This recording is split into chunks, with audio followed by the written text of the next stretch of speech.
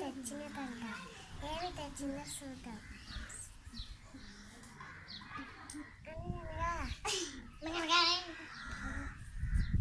అనగనగా రామయ్య సోమయ్య సంతకు వెళ్తూ ఉంటే దారిలో అలసిపోయి ఒక చెట్టు కింద కూర్చున్నారు.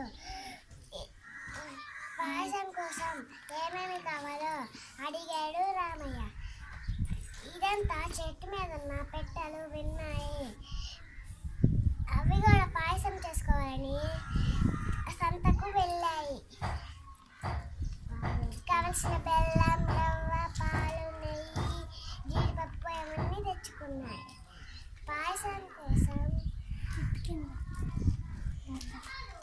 చెట్టు కింద పాయసం చేసుకోవాలనుకున్నాయి.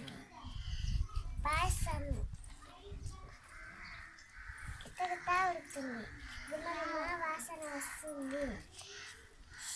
రెండో పెట్ట వారిస్తున్నా వినకుండా ముక్కుతో పాయసాన్ని పీల్చింది. ఇంకేముంది పెట్టినట్టు కాలింది.